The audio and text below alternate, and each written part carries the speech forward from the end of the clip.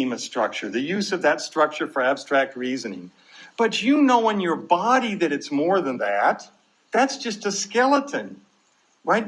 And so what you have, if we're going to understand meaning, we have to dig deeply. We have to dig deeply down into your embodiment. And what you're going to have to pay attention to, my answer is emotion, feeling, qualities, things like that. And these are things that philosophers, for one, have been notoriously bad at talking about.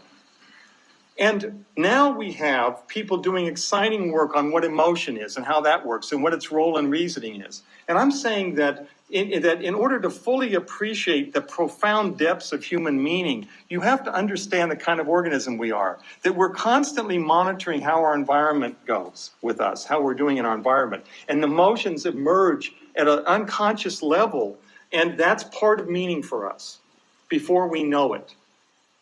And I think that what we need is an account of meaning that embraces the depths in that way. Now, here's what this means. When you start talking about emotion and feeling and quality, and then these other kinds of imaginative structures I talked about, that's what aesthetics has always been about.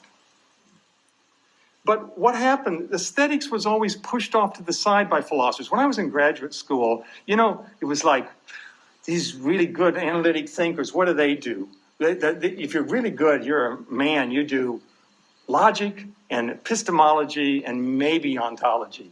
And then there's the value fields, the value fields. But I'm saying the stone that was cast out shall become the cornerstone. Aesthetics, which was cast out, will be moved to the foundation of philosophy, a theory of meaning. Because what is aesthetics? Aesthetics is about the making of human meaning. And the arts, as Dewey said, are consummations of human meaning. That's why we value, besides the entertainment value, yes, that's all fine. But when we really value them because they give us meaning. They're consummations of meaning. And so what Dewey suggested in his 1934 book, Art as Experience, is that if we want to look at meaning, look at the arts, and you will see these kinds of structures, qualities, emotion, various feeling patterns. And if I had more time, I'd take you back to infant development and Daniel Stern and people who work on infant development talk about how the infant feels patterns of emotion. And we don't ever lose that. That's working in this room right now, for example. You may not like the feelings you're having, but it's going on and it's dictating how you respond. So what I'm suggesting we're making some progress on meaning, but I think that we need a much more deep and profound understanding that will take aesthetics and say that aesthetics is not just about art and so-called aesthetic experience, but it'll say human beings are aesthetic creatures. We're about meaning, and aesthetics is about the ways in which we make and experience and develop meaning. Thank you. Dave's verdict on what Corvallis was wearing. She had given him a head-to-toe scan with eyes that were such a pale shade of blue as to be somewhat weird-looking. "Right back at you," Corvallis responded. Maeve was wearing a shirt of silvery lycra. It had long sleeves anchored at the ends by thumbholes. Her hands were covered in paddling gloves made of wetsuit material. The garment didn't have a collar. It developed into a hood that covered her whole neck and head except for an oval around the face where a few strands of sun-bleached hair had escaped. A lump in the back suggested that she had long hair, kept in a bun. Over that, she was wearing a sun visor. An assortment of eyewear dangled on her chest. Red suspenders kept her massively overloaded cargo shorts from simply falling off.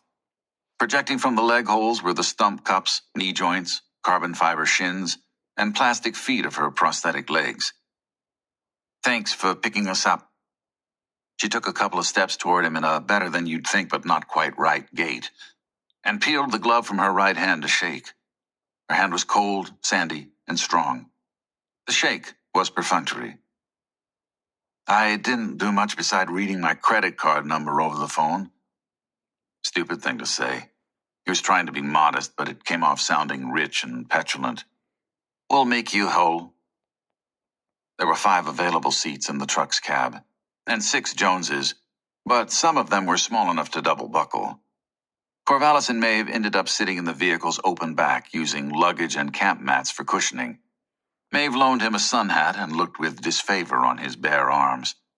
The climb up the Arroyo was such rough going that they ended up standing and holding onto the roll bar, absorbing the jounces with their leg muscles. Once they had made it to something that could pass for a proper road, they made themselves comfortable, and he got her settled down by applying sunscreen to his arms. "Do you mind?" she asked, and unstrapped one leg, then the other, and put them to one side so that she could air out her stumps. "Sand gets in there." "I wouldn't dream of objecting to your making yourself comfortable," Corvallis said. The elaborate wording got her attention. She had put on dark wraparound sunglasses, but it was clear from the set of her face that she was giving him a close look. "What is that garment you're wearing?" Corvallis spent a while explaining his hobby and how he had come to be here. She listened without showing any outward signs of disgust and asked a couple of questions. Then she shrugged. "At the end of the day, all that matters is that it makes you healthier. And you don't look like some bludger who camps out in Mom's basement." "Thanks. You don't get deltoids like that by typing." Corvallis was unaccustomed to having his deltoids, or indeed any part of him, looked on in such a favorable way, let alone openly talked about by a female observer. He had nothing to say for a few moments. He felt a brief tingle in his nuts and adjusted his tunic. The simple reality of blasting down a road in the Utah Canyonlands, having this conversation with this person, somehow cut the Gordian knot that had been tied in his skull this morning by millions of people being wrong on the internet. "You lift," she said. Her tone was somewhere between question and statement. She was dourly resigned to the likelihood that he had a personal trainer in a fancy gym. "I lift shovels full of dirt," he said. She liked that. "Is that some new hipster exercise?" "It is an old Roman military exercise," he said. "When a legion made camp, it dug a ditch all around and threw the dirt up on the inside to make a rampart above the ditch. When it broke camp, the ditch had to be filled in. That is a fuck ton of digging. The original legionaries were like elite athletes if you look at all the physical activity they performed day in and day out. I'm not putting myself in that class, but I'll say that reenacting is the best exercise program I've ever had." She was gazing off into the blue sky, trying to get her head around it. "To move all that dirt, just to put it back? It seems, I don't know." "It's the same as paddling a boat," he pointed out, "except with dirt." "Okay, fair." She looked at him, which he found vaguely frightening and yet preferred to her not looking at him. "So when were you thinking of changing out of that get-up?"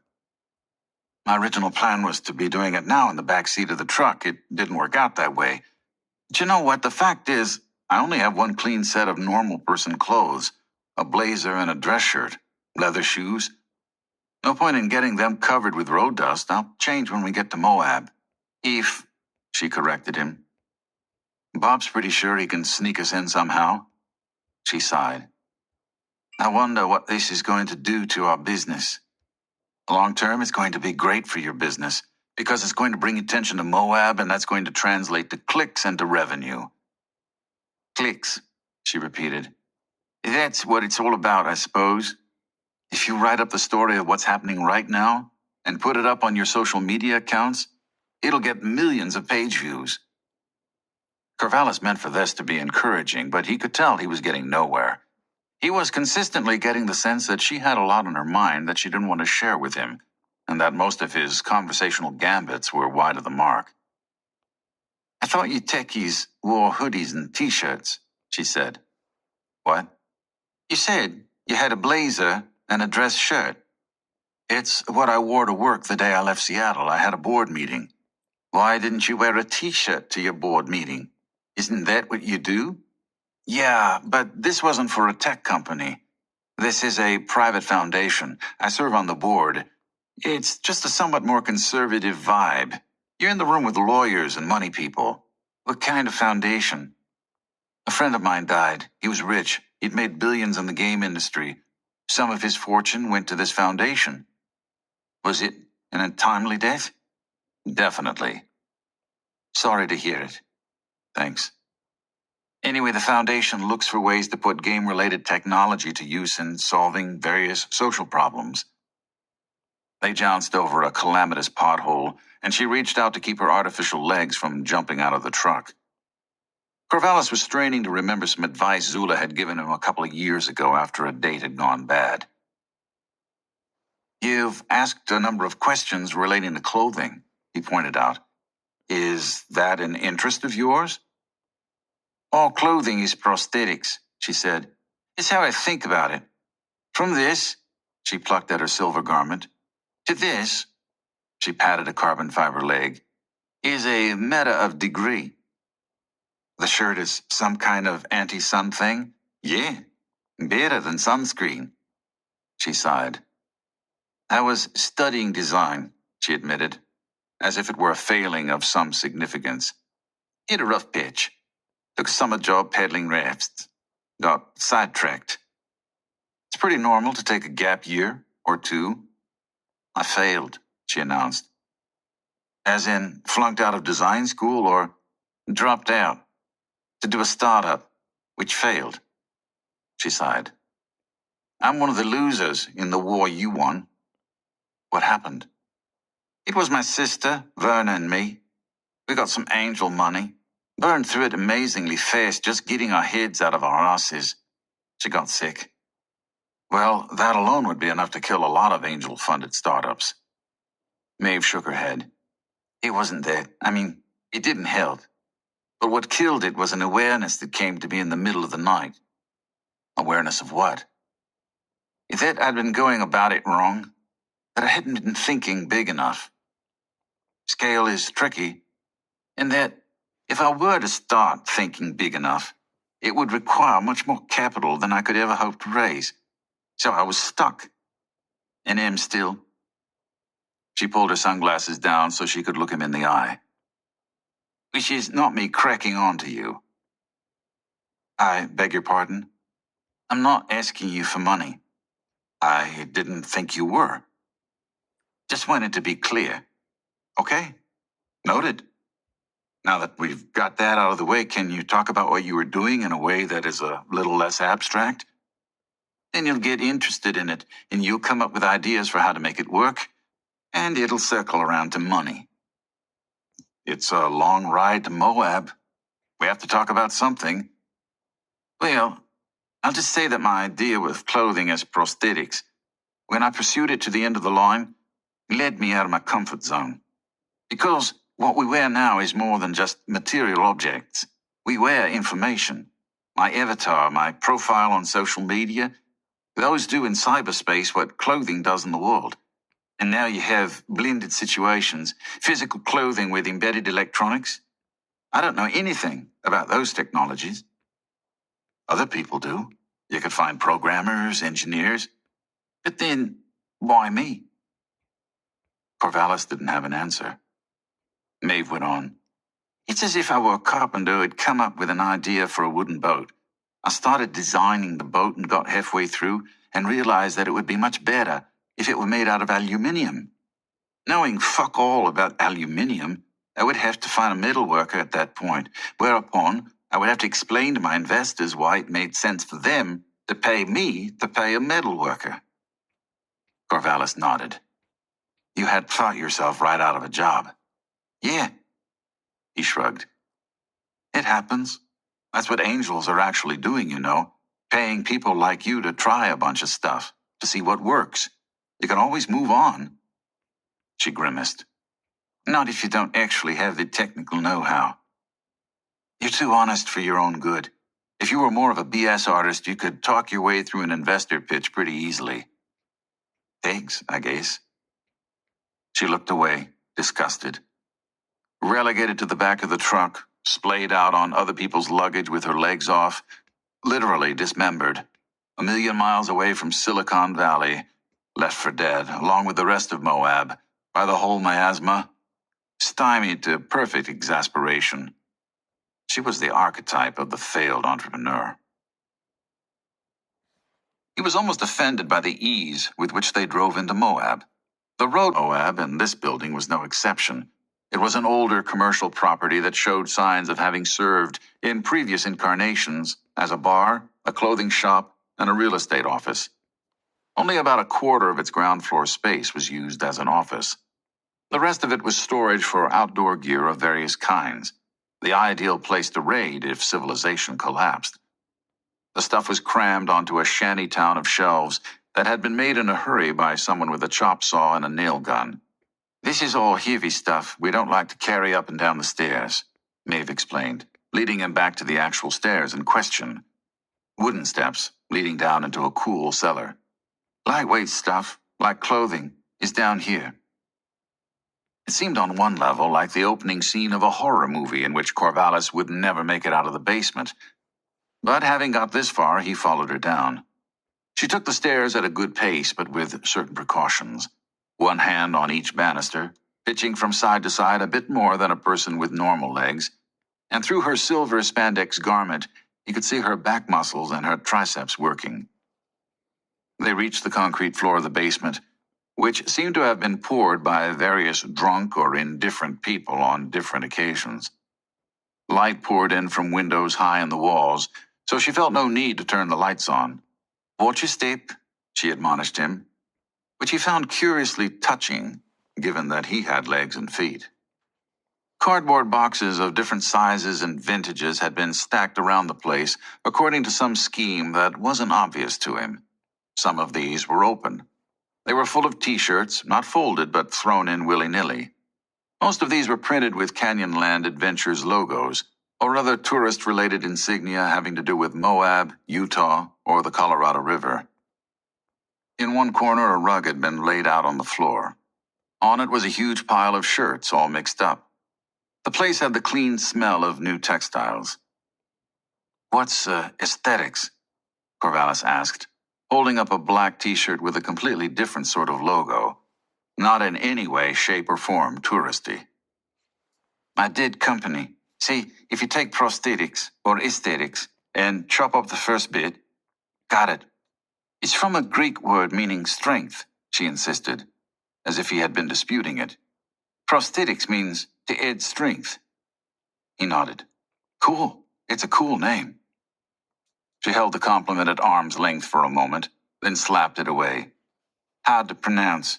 Every single fucking conversation we had was about how to say it or how to spell it." "It's a good code name," he said.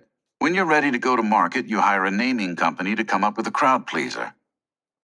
This appeared to settle her down. "Can I have one of these?" he asked, holding up an aesthetic shirt. "Why?"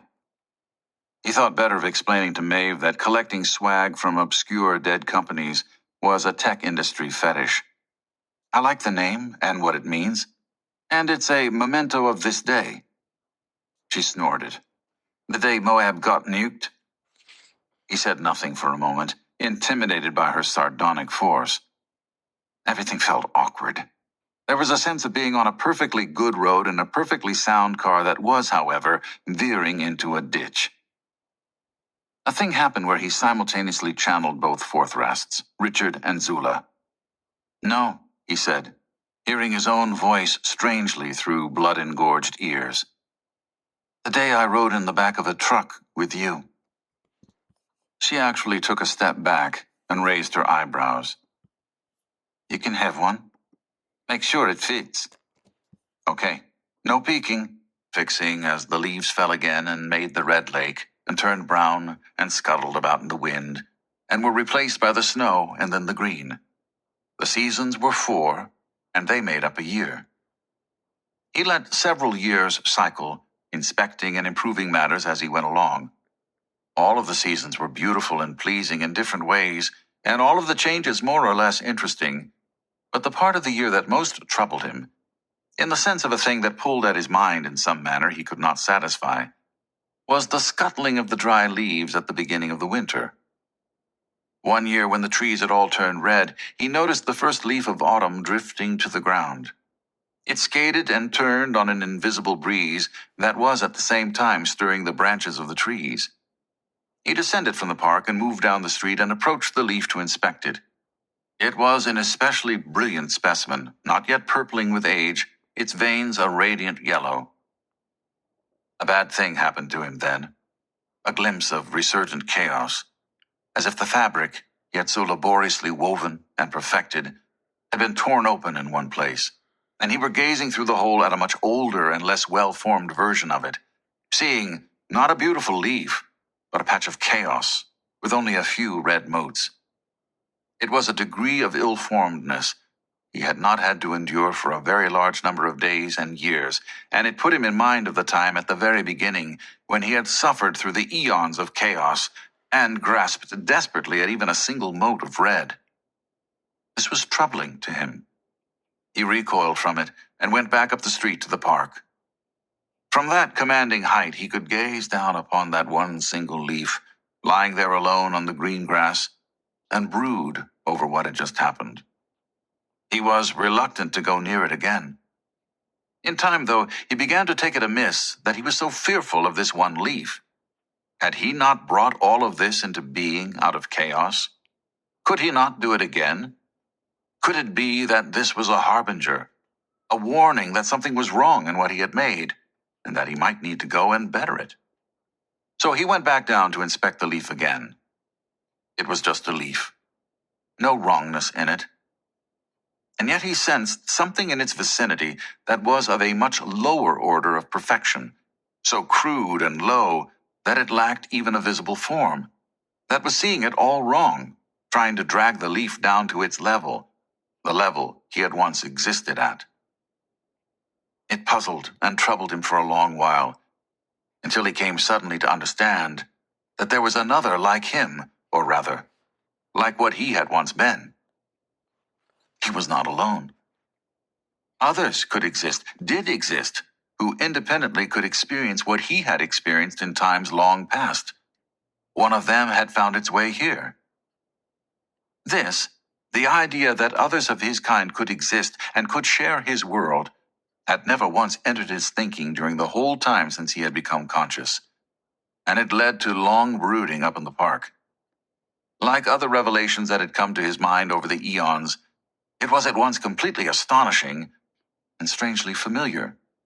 Of course there would be others, just as the first leaf that he had brought forth out of the chaos had in time proved to be only one of many, many that were like it but different, and just as the same had proved true of trees and snowflakes, how could it not be the case that he himself was only one instance of a thing, a pattern of which others could exist?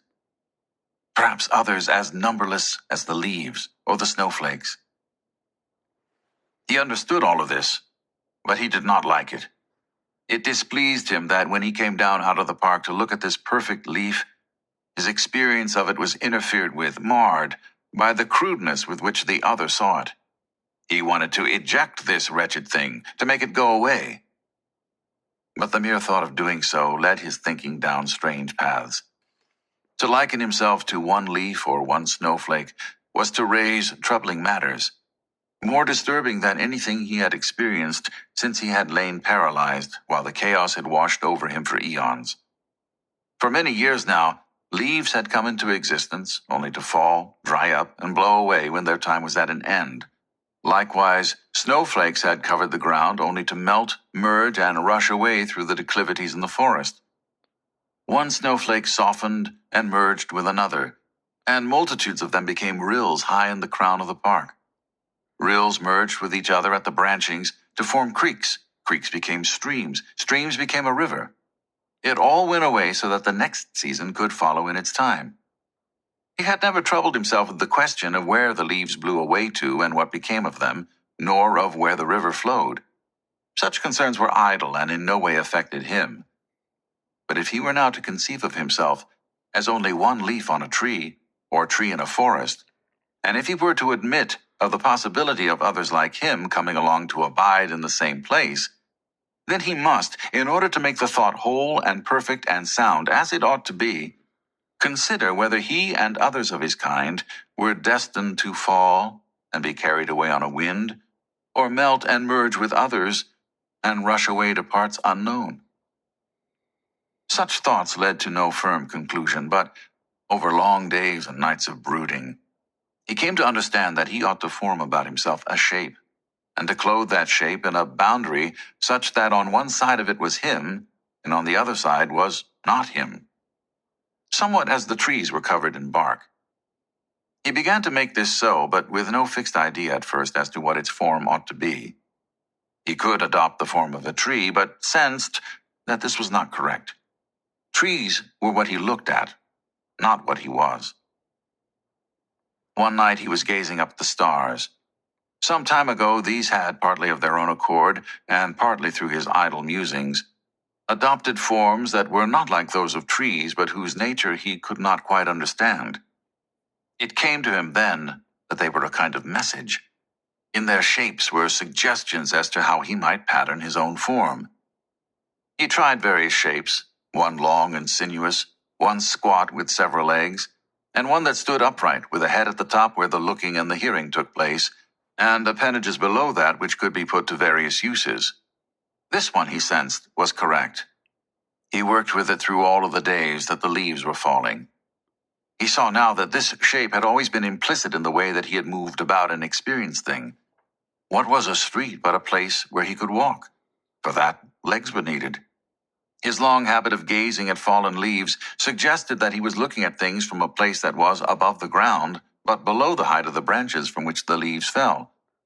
This, he now understood, matched up well with having a head perched some modest distance above his legs. Leaves could be snatched out of the air and held up for inspection by separate limbs, mounted just below the head. At the ends of those limbs were platforms for supporting leaves. Sprouting from the edges of those platforms were smaller, finer appendages suitable for poking at snowflakes. He could make them curl inward, just as the projecting armlets of a leaf did as it dried out. But unlike a dry leaf, these did not shrivel and die once so curled, but could be re-straightened at will. The winds of autumn came and made the dry leaves whirl about. He sensed it would be a good thing to have the power of such movement, and so he altered his form, adding another pair of appendages, somewhat leaf-like in their shape. These had the power of catching the wind and gave him the freedom to rise up off the ground and join the leaves in their whirling and their careering through the air. As he did so, he sensed that others were around him, whirling about just like the dry leaves did, caught up helplessly in the dry, cold wind, unable to master their own movements as he was able to do. He understood then why the whirling of the dry leaves had held such fascination for him since the first time he had beheld it. It was what others of his kind did when they lacked the power to do otherwise. When they had only just come to this place. When they had only just died. He was dead. In the absence of air, his wings had no power of bearing him up, and so he caused there to be air. Where there was air, there was now sound. The crackle of the flames, the thunder of boulders, and the chatter of smaller stones cascading from high places to low, and the cries of nearby souls bewailing their pain and their desolation. Dodge spread his wings and flew into the air that he had spread over the firmament, taking the measure of the place, beating its bounds and counting the large and smaller craters where various souls had crashed into its surface. He thought it not much smaller than the land, which hovered in the sky above, blue and green and white, and now of a size that he could hide it behind his outstretched hand. Likewise, the souls in the land, gazing into their night sky, must now see a constellation of the same size. So he guessed it would be for a long time to come. Not wishing to be seen in this estate, he drew across the firmament a veil of smoke and chaos to confuse any light such as might escape from it. Then he took stock of all that lay beneath that pall, his new domain. The firmament had been a smooth sweep of rock, like a potsherd, until Dodge and the others had reshaped it into a field of craters. Now it had greater variety of form, though not so much as the land. Dodge's first impulse was to better this place as he had done with the land, to raise up a high place and build upon it a fair palace in which to dwell and take his pleasure. But remembering the lesson he had just learned, he chose otherwise, and took the firmament just as it was. Air had given the place a sort of weather, driven by the heat of the fires that burned in the craters, and from place to place whirlwinds formed, some smaller and some larger. Several merged to make a great one that towered high above the place, lit from below by the fires of several craters. Dodge deemed this as good a place of understanding given to Dodge concerning figments and appearances. So they were all crippled and changed beyond recognition, and their movement toward the whirlwind was not swift. But Dodge abided there patiently until all of them had arrived and gathered around him. "Hail, Egdod, who has passed through the fire unscathed," cried one of them, whom he recognized with some difficulty as Ward. "Here, I am Dodge," Dodge proclaimed. "You, too, are deserving of a new name to go with your altered form and your new dwelling place. I shall know you henceforth as War, for that is likely to be your business." Confused mutterings were spreading outward among the various souls still straggling in. "Egdod was but a fancy of mine," Dodge explained to them, making his voice louder so that it could be heard by all. "It was a fiction created for amusement, an appearance built upon something of a different nature altogether." He knew that to describe Egdod as a character in a video game would mean nothing to these who had not seen into their memories as profoundly as Dodge had done when the light of El had pierced him. In the place whence we all came, such amusements were commonplace, and at times very nearly took on the attributes of reality. Those who partook in them were called gamers and saw those figments and appearances as if they truly existed. They created imaginary selves with faces and forms and powers, which journeyed and fought and adventured. But when one of those figures was struck down by the sword of a foe, behold, the gamer was not in any way injured, save in his self-pride. All that was true of gamers and their imagined selves is true of you as well. It is not that I passed through the fire unscathed. All of you were at the feast. All of you saw my wing crushed by a stone, and my body gripped helplessly in the fist of El. Now my wings are whole, and I fly freely, because I have shed the false form that was Egdod, and with it, both the pleasures and the pains to which it was, by its very nature, susceptible. Might we acquire the power of doing likewise, O Dodge? Asked a melted and misshapen creature, whom Dodge recognized, by the tone of her voice, as Warmwings. "Nothing prevents it, save your own attachment to the appearances and figments of which that place is made," said Dodge, extending his hand upward to draw their gaze toward the land. "That is hard news for me," said Warmwings. "You above all others, love," Dodge agreed, "who so reveled in the pleasures of the body.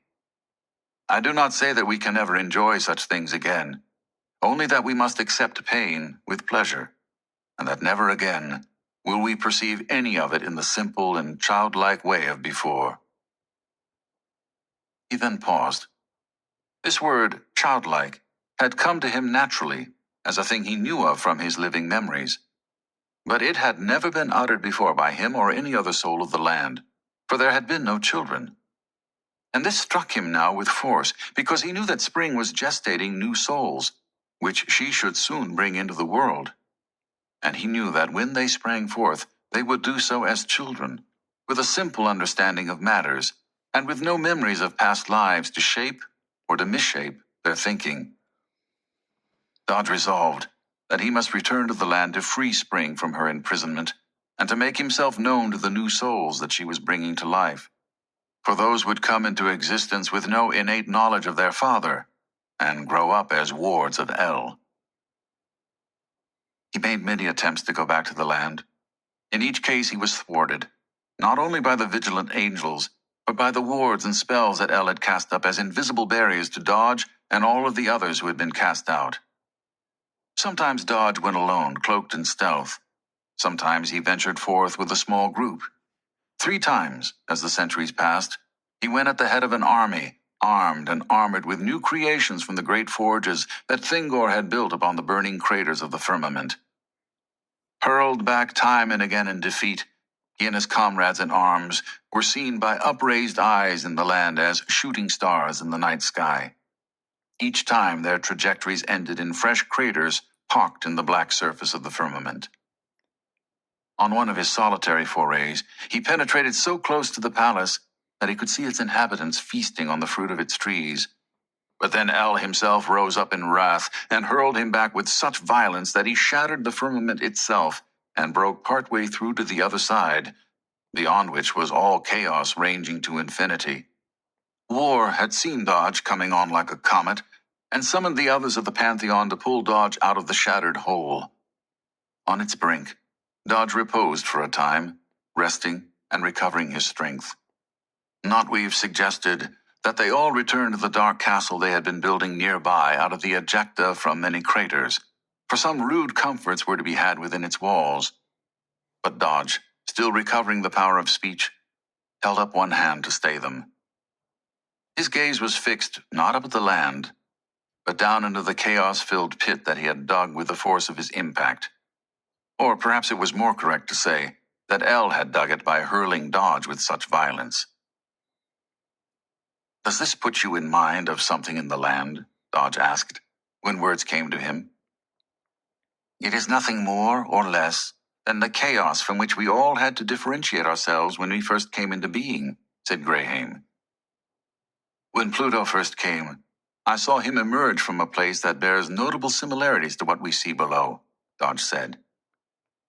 Freewander was the first to understand Dodge's riddle, for her curiosity and her cleverness in flight had made her a frequent visitor to the place of which Dodge was speaking. "It is very like the crack in the world that lies deep below—" "The knot!" exclaimed Thingor, who likewise had spent much time there. He nodded his head. "I could almost believe that I was looking down from a window of the fastness." Dodge nodded. "Chaos is no form or place, but all chaos is like other chaos. This, then, will be the manner of my return to the land. Behold!" Directing his attention into the pit and the static that swirled and stormed below it, Dodge deepened and broadened the hole. It seemed to lead nowhere besides an infinity of nothingness. Thus it remained for hours and days as Dodge brooded upon it and marshaled every scrap of the power that he had built up during his long years in the land. From time to time, some figment would become visible below, and those of the Pantheon who had the patience to watch would exclaim and gaze into one another's eyes as if to ask, "Did you see what I saw?" But by the time they looked back, it had flickered away. The change that Dodge wrought was so slow that it could not be perceived by those who sat and watched. Others who went away for a time and then returned would insist that they saw changes. Light was shining from out of the pit now, and it was not the red light of fire, but the white light of the land. In that light, shapes were beginning to manifest themselves, fleeting and fluid at first, but later taking on permanence. At first, these were difficult to make sense of. But then one day, Pluto came to visit the place of Dodge's labors. He had been absent for a long time, building up the dark tower that the Pantheon were making into their new abode. When he arrived at the edge of the pit and gazed down into it, he knew directly what he saw, for Pluto had seen it before. "When I first emerged from the chaos-filled hole beneath the knot, it was exactly thus," he said. "As we stand here, we seem to gaze downward, but the view is the same as one sees while looking upward from the depths underlying the knot. What we are gazing upon here is the fastness, though it seems to be upside down. Closest to us lie its massive foundations, shaped from the rock by the hand of him who in those days was called Egdod, and stretching away from us are its walls. Farther away yet are its high towers, and deep below, as we see things, are the convoluted forms of the knot." The others gathered to view it, and readily agreed that it was so. They saw it all through a swirling veil of static that sometimes coalesced into obscuring clouds, and other times paled so thin that it was like looking up through clear water. But the view beyond it was always the same, and answered clearly to their recollections of the fastness. If this is a faithful portrait of the place as it is now, and not merely a memory of how it once was, then it is unmolested and undiscovered by El, said Freewander. I believe that to be the case, said Longregard. For Thingor in the ruins of various craters had found shards of clear crystal that he had polished to make lenses, and in the tops of the towers of the Dark Castle he had assembled these to make instruments pointed upward, and Longregard now devoted long hours to peering up through those devices and observing the doings of El and his minions and of the thousands of souls scattered across the land. El has not torn down the fastness, but neither has he ignored it, for his minions have constructed mighty works upon what used to be the front yard, and walled that place up so that nothing can come out of it. Thingor rose up on his legs, the good one and the damaged one, and teetered on the brink of the pit. I am of a mind to dive right in, he said, and return to my workshops that are now so close. Knowing what I know now, I could build them better. Pan, the soul formerly known as Pan-Euphonium, began to pound on a set of war drums fashioned from skulls, sticks of wood, and scraps of skin collected during lost battles. He had a very large penis today, but tomorrow she might decide to have breasts. Something in the sound of the drums roused the Pantheon to action. They all crowded toward the brink. But Dodge spread one wing out to block Thingor's view and to nudge him away. The drums of Pan fell silent. I must ponder carefully how it is to be done, Dodge announced. For El and his minions see me coming wherever I draw near. I do not know how, for my disguises have been well crafted and my approaches stealthy. Thingor said, From the land of the living, El brought with him powers of knowing and doing that exceed ours. Or perhaps it is more fitting to say that they belong to a different order not well known to us. How can you know this? Love asked, stepping up to the very edge of the crater so that the white light shining up from the land illuminated her face. This she had restored to its former beauty, though it was now of a different cast, reflecting all that she had suffered and learned. Longregard urged her to silence with a look and a gesture. I, too, have seen evidence of what Thingor describes. Your question is not unreasonable, love, said Thingor. Since the events at the feast were so brief and passed for most of us in shock and confusion. But when I went to the storehouse of the Thunderbolts, I could easily discern that the undoing of the locks had been achieved by means not known to our kind. Likewise, said Longregard, my observations tell me that the approaches to the land are watched, but not by eyes and minds akin to ours. The seeing is done by instruments that are in no way embodied, or if they are, they make no impression on our organs of vision and might as well be incorporeal. The minds behind those eyes are not minds such as ours, but more akin to those of bees, deriving their intelligence from the manifold interactions of a hive. To bewitch such sentinels is no small undertaking, said Dodge. But lodged in my memories of the world of the living are some notions that may be of interest here. Chief among these is the back door. I put it to you that the knot is a back door to the land, and that El is unlikely to consider it as anything other than a flaw left in its convolutions by an unskilled maker. Perhaps it will even gratify his pride to leave it unchanged as a testament to the insufficiencies of Egdod. It remains only for me to devise a manner of passing through this gate and abiding in the fastness, without being perceived by the invisible eyes or recognized by the teeming mind that El has set running in the land to warn him of my approach. Leave me, therefore, in solitude here, that I may consider the problem. The others of the Pantheon then withdrew, leaving him alone on the rim of the pit. Or so he supposed for a time, until he became aware that another was lingering nearby. Raising his head, he saw Daisy, or Sophia, hovering above and before him. Of all those who had been hurled down against the hard firmament, she had been altered least, as something in her lightness of form and agility of mind had enabled her to collect herself during the long fall and to light adroitly on the black shell of stone. She seemed, therefore, a kind of angel in this place. Not a brilliant angel, but, like the others, a dark one. Whether by accident or design, she was treading air in such a place that the bright and distant land appeared above her head. Dodge rebuked Sophia for not leaving him in peace, but there was no heat or conviction in his words, and Sophia let them fly by her like so many dead brown leaves carried away on a gust. "From the land of the living, I bring knowledge that you would do well to fold into your plan," she announced. "Two, I bring a dreadful power that not even El can be said to possess." "Speak then of your knowledge and your power," Dodge invited her. "For my defeat at the hand of El has stripped me of pride and opened my ears to counsel." "Your plan of going into the land through the back door is well conceived," Sophia said, "but it will fail in the same way as your attempts to approach from other quarters. The eyes that watch the sky and the buzzing mind that searches for any trace of your return do not work as ours do. Blind and stupid in some respects, they possess an uncanny power of perception and recognition that I fear will find you out the moment you appear anywhere in the land, even if that be in the depths below the fastness where you suppose El did not think to post watchers." "It is for this reason that I mean to disguise my form," Dodge said. Sophia shook her head. "The sentinels of El do not look for form. They cannot even perceive it.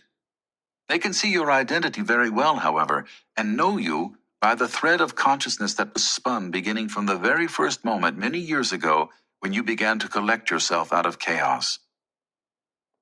Dodge considered it. "Your knowledge is hard news, if truth be in it. I shall consider what you have said. But at first blush it suggests that my stay here in the firmament will be a long one, possibly eternal. If that is so, we should give up all hope of returning to the land, and instead devote ourselves to the building of a new land here, one forged of black minerals and lit by fire. Perhaps one day it will grow to rival or even surpass the beauty of the land we first built and were thrown out of." "Before you commit yourself to exile, Dodge, there is another thing I would tell you of," said Sophia. But her face was downcast, and her tone did not bode well. "You spoke before of possessing some power exceeding even that of El," Dodge said. "I have the power," Sophia said, "to snip that thread of consciousness that makes you, you." Long was the silence of Dodge. "You have the power of life and death," he said at last. "No wonder El feared you. All of the souls who dwell in the land can have their thread snipped at any time, and to me has been given the power of doing it." "Why do you not kill El then?" "Perhaps I should have, when the opportunity was there in the palace. But in those early days I did not yet understand that this power was mine, and now that I do know it, I am too far away. I must be close enough to look the other soul in the eye in order to use this power." "Is spring subject to that power?" "Yes, and all of the bees and the wasps and other lives that she gestates." "Once I would have called that death, and would have dreaded it and feared you," Dodge said. "But even when I walked among the living, I used to muse about this thread, and how it made us who we are, and how it was snipped whenever we slept and yet began to spin once more upon awakening. To sleep was not to die, only to suffer an interruption that might last for a moment or the better part of a day. To awaken was to go on as if no interruption had ever occurred. Likewise death, which snipped my thread once, but which I now perceive as not different from sleeping. For what matters is not the continuity but the coherence of that thread, and the story that is told by it. El may have sentinels and wards to bar Dodge, but having made himself up out of chaos once, Dodge can do it again. As I have slept only to wake up, and as I have died only to resume living, I now submit without dread to the fate you alone have the power to wield. I regret only that our reacquaintance was so brief." Water sprang forth from the face of Sophia. Dodge had never seen such a manifestation in the land, but remembered it now from the land of the living. He rose up and folded Sophia in his wings. Sophia said, "We were separated once, and I found you and made you remember me." "And love you," Dodge added. He released her from the folds of his wings and drew back so that he could gaze upon her face and adore her. "So it will be again, I promise," she said. Swooping in, she kissed his cheek. Then she drew back and swept her wing like the blade of a scythe. It struck Dodge in the neck and severed his head cleanly. First the head of Dodge, then his body, toppled slowly into the pit. For a moment it appeared that they would fall all the way through into the fastness. But before passing through the back door, they were infected by chaos that dissolved the remains and left no trace of their existence in firmament or land. They then tried combining sounds in whatever way was pleasing to the ear, and thus whiled away part of the morning. "No one asked for my opinion," said an unfamiliar voice. "But I am partial to Adam and Eve. I guess it's the alpha in me." The man and the woman looked about in astonishment, but could not see the source of the voice. "Down here," it said, "on the apple." The woman bent down and raised a fallen apple from the ground. Protruding from a hole in its side was a little worm, similar to, perhaps the same as, the one she had ejected from a rotten apple the other day. It was but one of many kinds of insects and spiders and worms that populated the garden. But until now they had never known one to speak. "What manner of creature are you, then," she asked, "that has the form of a worm but the faculties of a soul?" "The land is large," said the worm, "much larger than you know, and full of things much more wondrous than a talking worm. But if you must have an answer, I am an old soul who walked on and flew over the land during the first age, and passed through adventures too strange to relate. Sometimes I dwell in the garden, and sometimes I roam free upon the land, or even go to realms that are altogether different and disjoint from it. When I am here in the garden, sometimes I am a leaf, sometimes a bird, sometimes a stirring in the air. But today I am a worm, because I am hungry and wish to enjoy the sweet, slightly fermented flesh of the apple." The woman was of a mind to ask the worm for more information concerning the first age. But the man spoke first. "Eating is not a thing that we do. We see other sorts of creatures eating fruits and other parts of plants, and birds eat bugs. But souls such as we have no need of it, nor do we savor food. Why should you, who has the power of shifting among diverse forms, or even divesting yourself altogether of a body, choose to eat as if you were a bug or a beast?" "Because it pleases the beast in me," said the worm, and let out a belch. "You should try it. No, I take that back. It's the fermented spirit in the apple talking. It would lead to heinous complications, radical transformations in the order of things. The garden is perfect as it is, or as it can be in the absence of spring." He turned his beady worm eyes toward the fountain. "Spring will come in due course, as it always does," said the man. "Fall has not yet run its course, and soon we will see snow falling." "Oh, I don't mean spring, the season. I mean spring, the soul. Your mother." "We have a mother?" the woman exclaimed. "Of course. That's the way of things. All the beasts you see about you, and all that you hear outside the walls in which El has, in his wisdom, confined you, sprang from both a father and a mother. You are no different. Your mother is named Spring, and she used to dwell in the living waters of this fountain. That's why it was made, to serve as her home. Before then, she lived in a grove of trees just down there on the other side of that wall, a place where fresh water sprang forth from the ground and formed the headwaters of a mighty river that coursed for a vast distance across the land." "The tales you tell are well nigh incredible," said the woman, "and yet they have the ring of truth about them. I would hear more concerning our mother." The man held up one hand. "As would I. It is in our nature to wish to know more concerning our origins. But I am troubled to learn so much so quickly from this shape-shifting interloper." "Why troubled?" asked the woman. "Every day we walk in the garden and hold discourse freely with El himself, or with such members of his host as he has designated to instruct and inform us," said the man. "El himself has praised us for learning so well, and bestowed on us the titles of man and woman, saying we are the equals of other souls.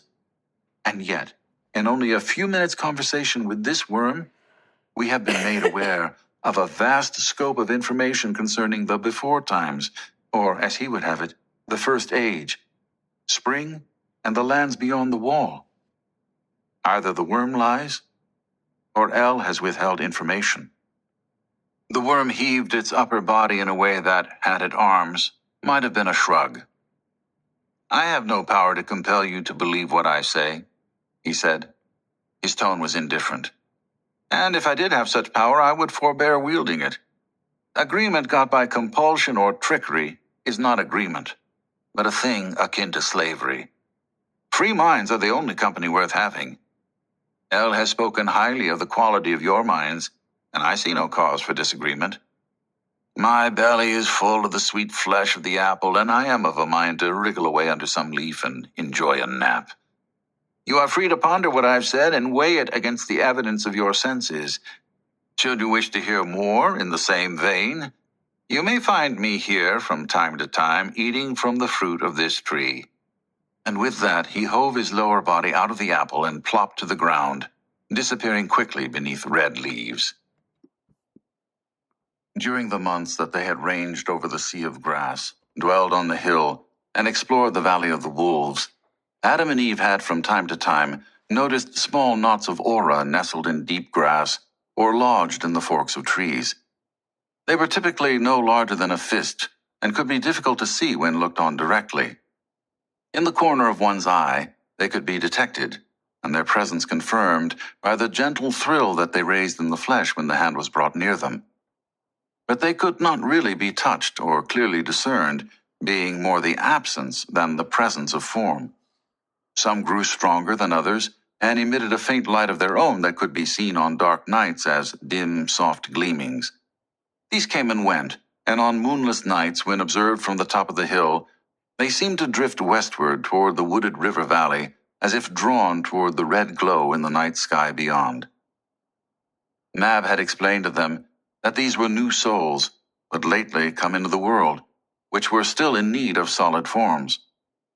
Those that came into the world at the hive surrounding El's palace were predisposed to fashion themselves into cells and conjoin themselves to those that had got there before. But others, such as Mab herself, began their lives as solitary motes and might drift about the land for some while before adopting forms. It was the natural way of such nascent souls to be drawn toward the habitations of others who had dwelled longer in the land, and this was why Adam and Eve could observe the westward drift on dark nights. These new souls had sensed that a city existed to the west. During the night that they had spent high up in the tree, they had seen no such wandering souls because their vision had been dazzled by the light of the fire they had kindled below to ward off wild beasts. But earlier today, as they had hiked up out of the valley and over the ranges of hills between it and the city, they had many times glimpsed the bubbles of aura, or sensed them in their toes as they'd happened to plant a foot near one. After Adam and Eve had spied the tower of white stone that topped the ridge above the city, they'd had eyes only for that, and when it had come into view below them, the city itself, with its innumerable roofs, smoking chimneys, and open fires. But as evening had drawn on, Eve had looked back behind them, checking for wolves, and had seen that they were being followed not by beasts, but by scores of new souls drifting and bumbling along in their wake. The tower on the hill had evidently been made by piling one stone block atop another until the desired height had been reached.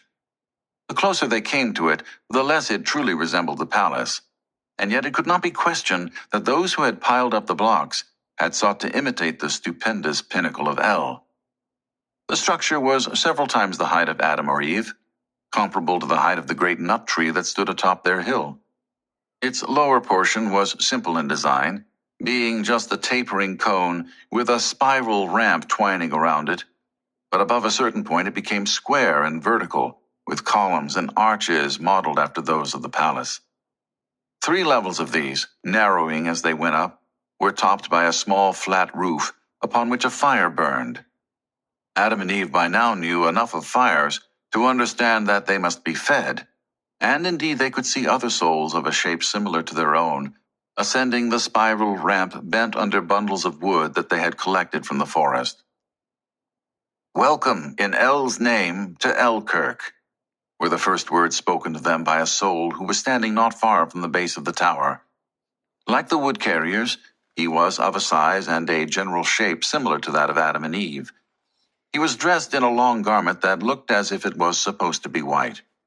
Or perhaps it had been once, and had become darkened by smoke from the fire. Had it been cleaner, it might have resembled the garments worn by some of El's host. "We did not bring any wood for your fire," said Adam, "only because we did not understand the need for it until we had reached the place where there was no more to be had." "That is perfectly all right. El will take no offense," said the man in the robe, "particularly as I see you have brought with you a flock of new souls, a gift much more pleasing to him than fuel for his eternal fire." "They are not ours to give," Eve said. "They merely followed us." "Such as these come from all around," said the man, "but rarely so many at once. El has blessed you, it would seem, with some power of drawing them forth." "In the land to the east, we sometimes saw them headed this way," Adam said, "but never understood why." "Well, now understanding is yours," the man said with a nod at the tower. "Praise El." "Is it?" Eve asked. "We see them, and we see your tower with its hungry flame, but my curiosity remains unsatisfied as to what happens to such new souls once they have reached this place." "Well then, come and see, said the man, and beckoned them forward. "I am Looks East, and I am the first priest here." Adam and Eve each stated their own name, since apparently this was the done thing when souls met each other. "We don't know the meaning of priest, or what would make you first among such," said Eve. She looked around out of habit, expecting to see Mab, who frequently supplied them with explanations, but the sprite was nowhere to be seen. "It simply means that I carry in my head much knowledge concerning El, and that I make it my business to explain such matters to the other souls who find their way to the kirk." As he spoke that unfamiliar word, he nodded toward the white tower, which they had almost reached. "Do you speak to El frequently, then?" asked Adam, and exchanged a look with Eve. Both had the same thought. Perhaps this Looks East had heard their story directly from El or one of his angels. Looks East seemed confused by the question. "No, of course not, if you mean the sort of speaking we are doing now. That's not El's way. Perhaps it was thus in the age before the trek, but there are few who remember those times." "We are not familiar with the trek," said Eve. "Oh, it is how Elkirk came to be," said Looks East. "In olden times, all the souls dwelled together in peace and harmony at the base of El's palace. While El was away tending to some other matters, the usurper took power for a time. He was a cruel sort of great power who hurled thunderbolts from the palace. All the souls who dwelled below dispersed in terror of his rages. Our forebears trekked westward across the grassland and crossed the river and settled in the valley you see below, where they were sheltered from the usurper's wrath. But later El came and flung the usurper and his minions into the sky and rebuilt the palace as you see it today. We built the kirk here upon this high place so that El and his angels can look down upon it from their seat in the clouds and know that we revere him." Adam and Eve followed Looks East into the chamber that occupied most of the building's lowest story. This was square, plain, and empty, save for 2 effigies made out of stone. One was male and the other female. They had the same general number and arrangement of limbs, extremities, and external organs as Adam and Eve, or for that matter, El himself. Adam and Eve were silent for a while as they contemplated these. "Lo, these are the forms that El in his wisdom ordained for us. New souls are drawn to this place by the light of the fire. Here they contemplate these forms and shape themselves accordingly, each choosing the male or the female type as it suits their nature." Seeing now more clearly as their eyes adjusted to the dimness, Adam and Eve detected many auras in the room, some larger and better formed, others small and indistinct. They were not scattered about the place, but instead surrounded the effigies in a broad ring, as if they were all gazing inward. In the moments after Adam and Eve came into the place, it became considerably more crowded, as each of the souls following in their wake spread out across the floor seeking its own vantage point. These new ones will create forms as is proper, some sooner and some later, for El ordained that not all develop at the same pace.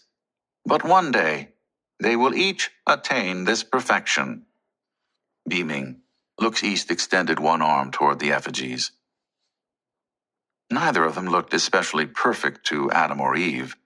They were lumpish, with indistinct features. "I regret to say," said Looks East, "that it is too late for the both of you." "What mean you by that?" Adam asked. Looks East changed his look and his tone in a manner that reminded them of El when he had needed to disabuse them of some especially childish misconception. El has so ordained it that once a soul has adopted a particular form, that form does not change very much. Oh, slight adjustments are possible if one strives long and hard. But what I am trying to tell you is that, formed as you were in the wild lands beyond the river, with no models such as these to shape and guide you, your mistakes and deformities are, I am sorry to say, permanent. You will never achieve the perfection of these. Once again he drew their attention to the effigies.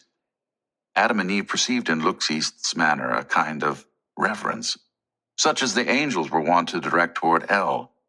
And when he turned the other way to gaze upon Adam and Eve, he got a look akin to how they had reacted to the smell of their first shit. This turn of events left them speechless for some moments. Adam sensed that Eve was becoming quite wrathful and rested a gentle hand on her shoulder before saying, "I deem it unlikely that forms such as these are really the ones preordained by El for all future souls to emulate. Their imperfections are easily seen. The woman's left breast is disfigured by what appears to be a chisel mark. Her arm has broken off and been reattached by someone apparently working in poor light. The man's face is asymmetrical, with the right eye hanging." But here Adam stopped, for Eve had reached out and grabbed his forearm and given it a hard squeeze. Her gaze was fixed upon the face of Looks East. Adam looked and perceived too late that the right eye of the first priest of El was mounted in his head somewhat lower than the left, just like that of the male effigy. "What El has ordained," said Looks East, "is not to be questioned by misshapen yokels from the back of beyond." He cast his lopsided gaze over the crop of nascent souls that had followed Adam and Eve into the kirk. "It is fortunate for these new ones that they came upon this place before being too much influenced by the sight of you two." "We could simply ask him," suggested Eve. "Once. Not just B and G, rivers would stop running downhill, etc., but every single soul at once. They would all see rocks and themselves floating. Their perceptions and thinking would undergo radical shifts. They would talk to one another about it. In the space of a few seconds, the resource usage would jump up by orders of magnitude. Cooling systems would overheat. Circuit breakers trip. Previously undetected bugs would make their presence felt. The whole system would likely go down. In theory, it could be rebooted. In practice, no one even wanted to contemplate what a cold restart would entail, and whether it would work at all. So there was a general consensus that mad gods needed to be checked if their actions created such existential risks, and there were committees and task forces and draft policy papers that always consumed a few schedule slots in conference rooms at ACTANs. But if you talked to one of the purportedly responsible parties after hours at the bar, he or she would freely admit that they knew as little of what would happen in such an eventuality as Cold War civil defense officials trying to plan for global thermonuclear war. Thus the problematic MAG 0 to 2 processes. When Enoch, as the eminence grise of people whose job it was to think about this stuff, proposed that everyone just give up on any hope of trying to fit those weird old souls into a systematic picture. Most of them were hugely relieved and excited by the prospect of buckling down to work on a project that actually might have some hope of success, or at least discernible progress. Namely, trying to make sense of the vastly more numerous recently uploaded souls and their relationship to life and death, or as Enoch had dubbed it, death after death. Those more recently booted up souls had enough in common with one another that one could at least begin to think about them systematically. They all consumed about the same amount of resources. Their virtual bodies all had roughly the same shape and size, and they all affected one another, and the inanimate things around them, through the same kinds of interactions, which were, when you came down to it, close copies, reproductions, performances of the bodies people had in meat space and the way those bodies related to one another and to the world. And you couldn't have that without mortality, or at least morbidity. So amortality, both as a philosophical abstraction and as a feature pitched by service providers to their customers, was that your soul would always be rebooted if something went badly wrong. And it wouldn't be a totally fresh start. It wasn't as if the new memories accumulated during the afterlife that had just ended were erased. Efforts would be made to preserve some continuous thread of identity, connecting the new life just being rebooted back to the one that had been cut short by the falling tree or whatever. Besides immortality, other big topics addressed by the sages of Sluza included morphoteleology and phased embodiment. Morpho meant form. Teleology meant something that was preordained, determined in advance, frequently used as a scare word by people who believe things ought to develop on their own without constraints. In this case, the notion was that the industry had actually taken a wrong turn when it had started to heed the advice of the neurologists and gone over to full-body scanning. Because, of course, if you scanned nerves all the way down to the toes and simulated interactions of gut bacteria with the cells of the intestinal lining, why, the resultant processes in Bitworld wouldn't feel complete until they had created digital toes and digital stomachs and everything in between. Digital life had the potential to be so much more than biolife, and yet the morphoteleologists were going about it in a basically flawed way that ensured that the souls of Bitworld would remain trapped in a tiny, crowded, and not very interesting corner of the space of all possibilities. They could no longer become gods or angels. Phased embodiment was a proposed solution to both A, morphoteleology, and B, the reality that sustainable infrastructure couldn't be built on Earth fast enough to immediately give every single dead person a full humanoid body and a nice plot of land in Bitworld. Simulating the clear stream running past your homestake, babbling merrily over rocks, not to mention the smoke coming out of your chimney, was expensive. It was doable at Mag 7, but couldn't be ramped up fast enough to keep pace with the death rate. Dead people could still be scanned, and the scans could, of course, be archived, maybe even booted up as new processes, but giving them fancy places to live with high-grade qualia was not physically possible, and might not be for a few decades, which, as the computing centers bogged down under all that load, could correspond to centuries in Bitworld.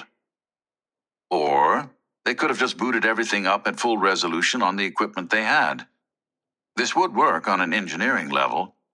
The time-slip ratio would slow to a crawl.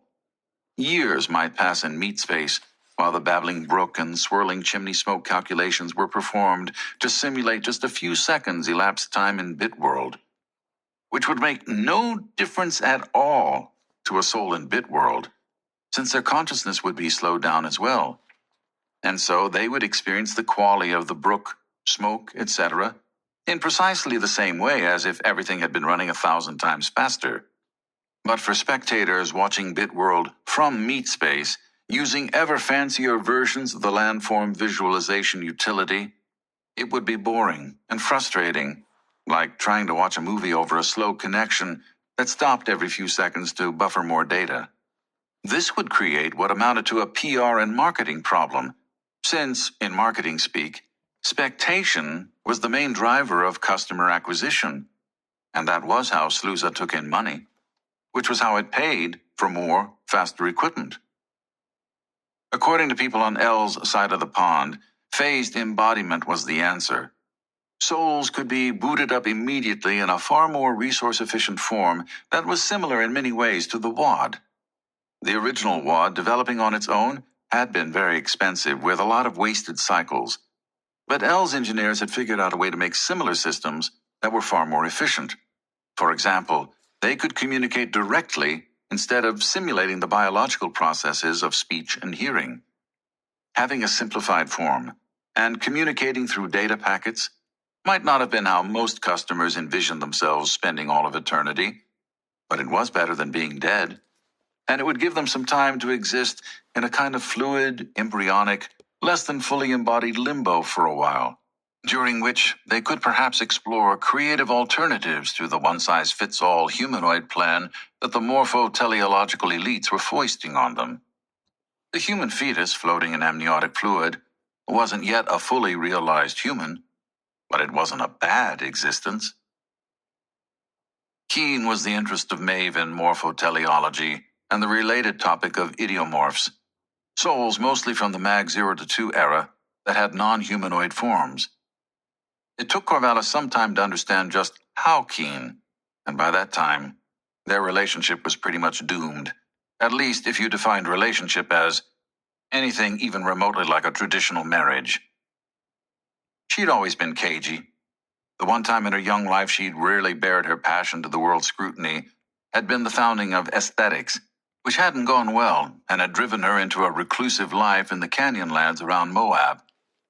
After meeting Corvallis, she had spent several years as an internet hate speech lightning rod, which had been fascinating in a way, but it was an essentially passive role, a work of performance art the whole point of which was to obliterate her real identity and bury it 1,000,000 miles deep under fake news.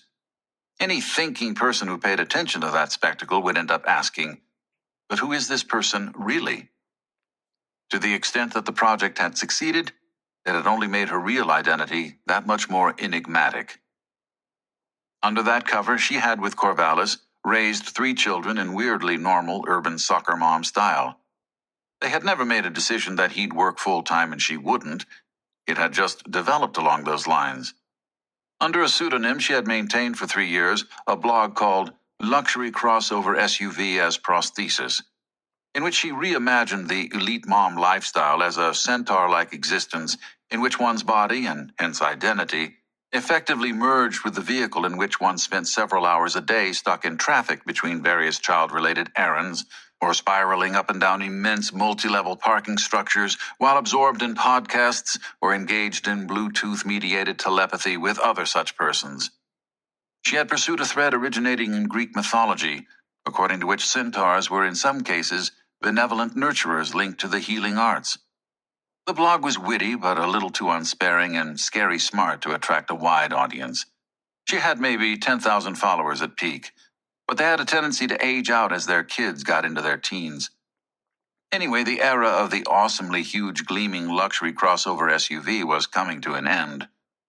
Like Tolkien's elves fading away and going into the West, they were dissolving into the used market, as many families were downsizing their fleets in favor of ride-sharing services, and then fully autonomous vehicles that were owned by no one and everyone. So by the time Maeve's and Corvallis's kids were in the 9 to 12 range, she had stopped writing the blog and, intellectually, artistically, gone dark for a decade. And then suddenly the kids were out of the house, and Maeve, like a butterfly unfolding itself from a chrysalis, had begun to unfurl some of what she had quietly been making herself in that darkness. And much of that was hard to make out even for Corvallis. It had got its start in her identity as an amputee and a user of artificial legs, but it would have been reductive and patronizing to say that that was all there was to it. The amputee thing was only a thin crevice into which she had, decades ago, inserted the tip of an intellectual pry bar. She'd been worrying away at it ever since, listening to podcasts, downloading dissertations, going to the occasional academic conference, and, at ACTANS, always in the back of the room paying attention and filling notebooks with tiny, neat writing. But she hadn't really got purchase. She hadn't found the leverage needed to work that pry bar and break the thing wide open, until people at ACTANS had begun talking about morphoteleology. about whole body scanning all the way down to the toes. Whereupon she had taken to waving her legs in the air and asking, "What about those of us who don't have toes?" Much later, when she was not around anymore, C+ would go back and watch video of Maeve in those days, making trouble during Q&A time at Actan's sessions.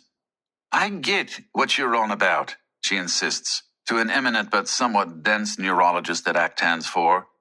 "But if your thinking becomes normative, and the system expects it, does that mean I won't have legs in Bitworld? Because when you scan my corpse, my toes are going to come up missing, aren't they? My avatar will be lacking those, I take it. Once an amputee, always an amputee." "Understood," says the neurologist. "But the nerves that used to lead down to your toes are still there. They are truncated at the knee, yes, but above, where they connect to the parts of your brain involved in motor functions and so on, the connections are still there. Somewhat atrophied, perhaps." "Atrophy is not a word I love," Maeve cuts him off. "Look, our brains adapt. Mine is adapted to not having lower legs. When I was a child, I had phantom pain. Now I don't. Call it atrophy if you want. To me, it's plasticity, adaptation, growth, eutrophy." "Call it what you like," says the neurologist. "That adaptation will, of course, be reflected in a scan of your brain. And as such, it will be correctly simulated when a process based on that scan is booted up. Beyond that, to be honest, we don't know much, because we still don't know why souls in Bitworld adopt the forms that they do. And so I simply cannot tell you what shape your simulated body will take. I would hope that it would develop a normal set of lower legs and learn to use them." At this point, Corvallis looks away, almost wincing, because he knows that the neurologist has stepped in it big time. But instead of burning him to the ground, Maeve visibly checks herself and decides to educate him. Or maybe that's the wrong way to think of it. It's more that she's thinking out loud, articulating for the first time a set of ideas that have been incubating at least since her first failed startup. "I would hope not," she says. Then, perhaps realizing she's in danger of being written off as a mouthy firebrand, she changes tack a little. "Or rather, I would hope for more than you seem comfortable with. And that's what I want to push on. Your comfort level. Why is it where it is? How the boundaries could be messed with. Dodge has wings." "What?" He's caught off balance, not following the shifts.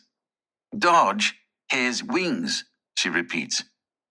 "We don't know when he acquired them, because he already had them when the LVU was first brought online. He and the other Meg Zorro to 2 processes have weird idiomorphic bodies. Some don't have bodies at all. They were all booted up from scans that we now consider to be lower resolution, head-on scans. They were all effectively decapitated, weren't they?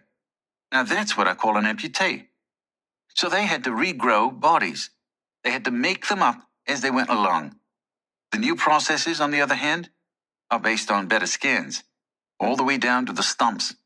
And at the same time, we see much less freedom, much less creativity, if you will, in body shape among the MAG 3 to 4 processes. How can we regain that freedom? Freedom to have a non-humanoid body? Yes, I want wings. The neurologist glances nervously off camera. Years later, watching the video, Corvallis knows exactly who he's looking at. A couple of L's people, standing there silently, observing this conversation. This makes him nervous because everyone knows by this point that L has been creating winged souls, angels, in Bitworld. It's one of those things that's widely known among the kinds of people who go to Actans. But most of those people prefer to whisper about it in bars. Only Maeve is willing to be so indiscreet. Again, we can't say for certain. I agree that we see correlation between higher fidelity scans and more conventional humanoid morphology. Does that mean we should deliberately downgrade scan quality? I would be extremely hesitant to take any customer's remains and scan them at anything less than the best quality we can possibly achieve. And once you have that data, you have to put all of the data at the disposal of the process, You can't withhold information just based on a vague supposition that doing so would give that process the freedom to sprout wings. Forget sprouting. What if the wings are already there? Maeve asks. I don't understand what you mean by that. Neurologically, what if the brain is already hooked up in such a way that it knows it has wings? Go on. Because, to be frank, this conversation is fun and interesting, but I have no idea where you're going. My brain started out like yours. It thought it had toes. Then my legs were removed. At first I had phantom pain, but then my brain decided it didn't have toes. If I die tomorrow and get scanned and booted up, that's still what my simulated brain is going to be expecting. I'm with you so far. What if my brain does expect wings? The neurologist can do nothing but smile and turn his hand's palm up, which is how the conversation ends. But it was after that that Maeve began to train her brain to expect wings. Having a lot of free time and a lot of money made this easier. Virtual reality systems had become awfully convincing by that point. She hired a team of programmers, as well as an aerodynamicist who specialized in the flight of birds, and they rigged up a system in a circus school down by Boeing Field, where Maeve could be suspended in a harness from a web of cables that were reeled in or paid out so as to move her through three-dimensional space. A VR rig covered her eyes and fed her matching imagery. Most importantly, moving images of imaginary wings, which she could see if she turned her head to one side or the other. Embedded in the same rig were sensors reading faint signals from her brain. Years earlier, such systems had advanced to the point where quadriplegics could use them to control wheelchairs or robotic limbs just by thinking. And Maeve had, of course, read all of the papers that had been written about the changes that took place in the patient's brains as they got better and better at using those systems. There were drugs you could take and procedures you could undergo to enhance neuroplasticity. She tried them all, with effects on her personality and on their marriage that were, to put it gently, a personal growth opportunity for Corvallis. When he complained that she was becoming a different person, she reminded him none too gently that this was the entire point of what she was doing. More in that vein spilled out afterward. He got an earful about their first meeting in Moab, the first time they'd had sex, her long, unspoken suspicion that there'd been something a little odd about that encounter. Did C+ have a thing for amputees? He could say in perfect honesty that he did not. But a helpless woman who needed saving? Maybe. So he backed away and stopped sharing his opinions and his concerns about what she was doing. It was fascinating. Far outside the bounds of legit peer-reviewed research. More of a performance art project. But there were noble precedents for art leading the way and science following in its wake. Under the cover of art, she was able to take it to a place where scientists were at least willing to attend demonstrations at ACTANs, watch Maeve fly through a simulated environment, and to look at the data visualizations where she and her staff showed data about what was going on in her brain. From the very beginning, Elle's people paid very close attention indeed. More than once, when Maeve began a new branch of her investigation, she found evidence that researchers based in Zellrich-Alberg had got there first, which was hardly surprising. In life, Elmo Shepard had been no fan of morphoteleology, and in death, he was surrounded by a host of angels, because he was flying. When he had been a child, 90 years ago, Corvallis Kawasaki had dreamed of flying, not in a daydreamy way, but in really convincing night dreams in which he had spread his arms like wings and taken to the air above the town that was his namesake and banked and wheeled above his school playground, looking down on the other kids on their teeter-totters and jungle gyms, all of which had been just as exhilarating as you would expect. As with so many other things that seemed in a child's imagination like they would be awesome, the reality of flight was more complicated. And how you dealt emotionally with the mismatch between the little kid dream and the grown-up truth of the matter said a lot about you and basically kind of determined what you were going to do with your life. He had also for a while wanted to be a fireman, a ninja, and a private eye. But when he had come to understand what those occupations were really like, He had changed his mind. Being a Roman soldier had been fun for a while, too, but past a certain age, you couldn't dig those ditches anymore. When Maeve had passed on, C+ had already been an old man by some standards. He could tell as much by the way strangers treated him. Young women, no longer seeing him as a threat, were open and friendly. Other old men felt free to address him on the street as if he were a member of the same secret club. So when he had inherited Maeve's flying apparatus and the somewhat disturbing stockpile of neuroactive pharmaceuticals that went with it, he might have been forgiven for junking it with the explanation that he was too old for this. But then he had remembered his childhood dream of flying, and resolved that this was not to be one of those abandoned dreams.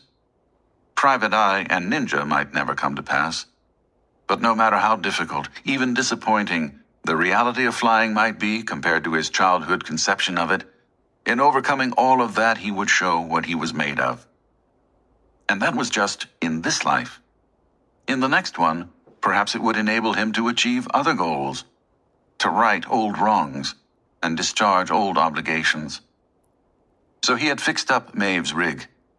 He had loved Maeve in spite of, and even because of, certain aspects of her personality, her basic approach to life, that were manifested in every detail of the flying system she had caused to be built at the circus school. It was whimsical, ad hoc, patched together, willfully perverse, down to the level of the choice of fasteners used to hold it together and the stitching on the harness. This was a sacred artifact, not something he could simply hand off to a minion. And so C+ had spent a year taking it apart himself.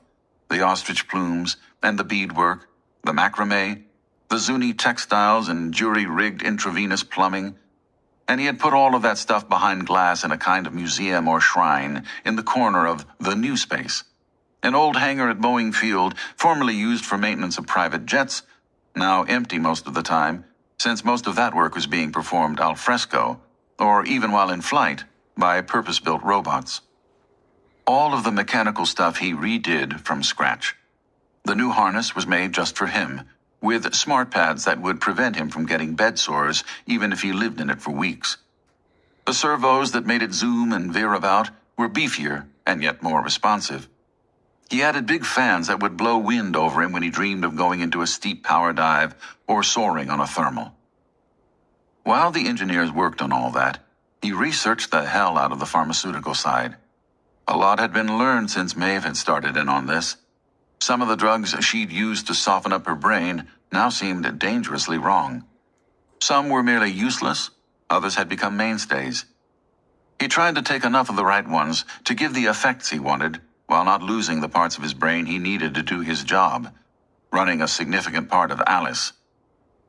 Not needed for Alice were parts of his cerebellum involved in motor control and visual processing. This made it more and more awkward, as time passed and he got closer to death, to extricate himself from the device. He slept in it, dreaming of flight, hallucinating the afterlife. In the morning he opened his eyes to photons coming not from the sun, but from a rig that pretty convincingly simulated it. "Why are you doing this to yourself?" Zula asked him. She was far below, standing on a patch of grass, a mountain meadow that in reality was a green paint square on the hangar's concrete floor. Her voice was raised over the roar of the fans, currently simulating a thermal. Corvallis banked in the updraft, which was to say that he thought of trimming his wings in a certain way, and it happened. The thing on his head read his mind, the simulator calculated the effects of the movement, and made it so, feeding control signals to the servos that tightened some cables while loosening others, to the fans that made the wind, to the infrared panels that simulated the warmth of sunlight, and to the audiovisual simulation running in his headgear. He wheeled to bring Zula into view, pulled up, dove, flared, perched on a branch, actually a steel pipe mounted above the green paint square. Now he was looking at her sidelong from just a few meters away. The fans shut down, creating a silence in which he could hear his engineers applauding and hooting at how neatly he'd executed the move. "You have huge fans, in both senses of the term," Zula observed. "That is actually an intentional part of how it all works. It's why Maeve built hers in a circus school, C+ said. It is supposed to be convincing on every level, right? Well, what does it mean for a thing to be convincing? Qualia are only part of it. I can get those from the visuals, the movement, the air currents. But it turns out that we are wired for intersubjectivity. Our perception of reality is as much social as it is personal. Why are we disturbed by psychotics? Because they see and hear things we don't, and that's just wrong. Why do prisoners in solitary confinement go nuts? Because they don't have others to confirm their perceptions. So when I bust a move in this rig and stick the landing, it's not enough just to simulate it and show me. Others have to see it and react. Ratifying the qualia, cross-linking the history into a social matrix. What I don't get is this, Merville announced. This creature is quite obviously capable of flight, which we are not. It can go anywhere it pleases, anytime it chooses. Why, then, does it not simply go to wherever this quest is to be culminated or whatever, and do whatever needs doing? After a short pause, Philora spoke. I'll tell you why not.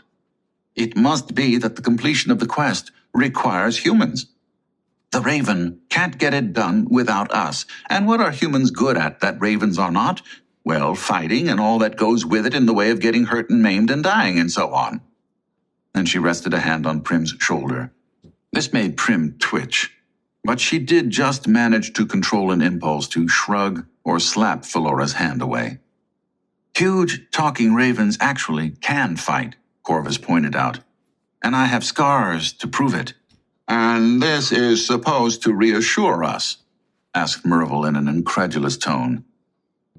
I can't shake the notion that the quest will somehow involve going underground, Corvus said, or at any rate into some sort of structure so deep and convoluted that it might as well be underground, and perhaps that is why I have been absolutely certain from the beginning that humans must be part of it.